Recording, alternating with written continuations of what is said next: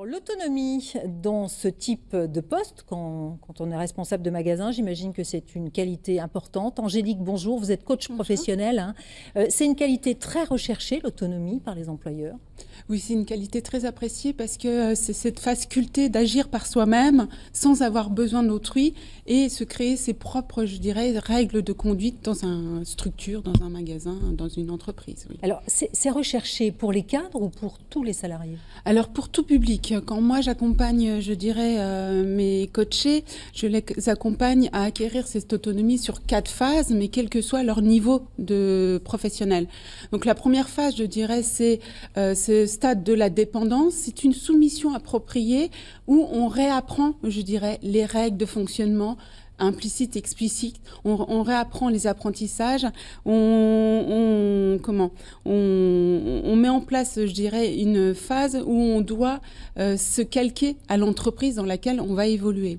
La deuxième phase, c'est la phase, je dirais, de contre-dépendance. C'est une forme d'opposition comme à l'adolescence, où là, je dirais, les règles qu'on nous a appris, les apprentissages, on commence à les déformer pour se les approprier et en trouver d'autres plus intéressantes pour nous en fonction de notre façon de fonctionner. La troisième phase, c'est la phase d'indépendance, là, la phase d'autonomie, où là, on a mis en place ses propres règles, on commence à s'épanouir, à s'accomplir en tant que professionnel. Et là, je dirais, c'est cette phase où on teste nos capacités à être autonome et à agir par soi-même. Alors, dites-moi, quand on parle d'autonomie, ça veut dire qu'on est efficace, on n'est pas forcément électron libre, hein, c'est pas ça que ça veut dire. Hein. Alors, non, pas du tout. Et c'est là où moi j'accompagne les clients sur la 4e phrase qui est importante, c'est l'autonomie, c'est pas l'individualisme. C'est cette faculté à se débrouiller par soi-même, mais on se rend compte qu'on est tous interdépendants les uns les autres, qu'on ne peut pas s'autosuffire à soi-même et qu'on est tous en relation. Donc cette interdépendance encourage cette cohésion d'équipe, cette fédération, cette réciprocité, cette coopération avec les autres.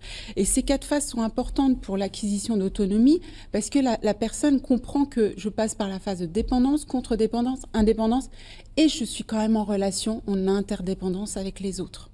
Ça veut dire concrètement autonomie, ça veut dire qu'il y aura forcément un contrôle qui sera exercé par son chef de service, j'imagine?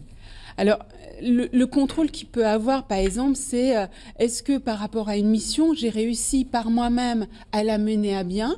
Est-ce que si j'ai eu besoin de m'entourer de collègues pour mener à bien cette mission, j'ai su m'entourer de forces vives de l'équipe ou de l'entreprise?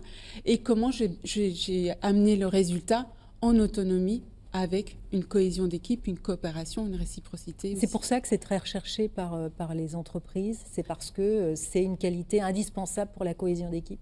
C'est une qualité indispensable, mais aussi ça demande, quand on est autonome, on se rend compte qu'on a besoin quand même des autres et ça encourage l'esprit d'équipe, ça encourage aussi le pouvoir partagé entre les uns et les autres, ça encourage aussi son leadership, et on se rend compte que mes compétences sont certes uniques, précieuses, mais je m'enrichis aussi des compétences des autres et ça crée, je dirais, une certaine émulation au sein de l'entreprise. Et c'est ça qui est recherché, c'est que tous ensemble, on travaille pour les finances publiques et à destination aussi des agents. Les finances publiques aussi, vous recherchez des gens autonomes? Oui, grandement autonomes, oui. Autonomes et efficients, effectivement. Merci à vous d'avoir été avec nous. Alors Cécile, la semaine prochaine, on va parler de la filière plasturgie. Voilà. Merci Francine. On passe à présent au coup de cœur de cette émission.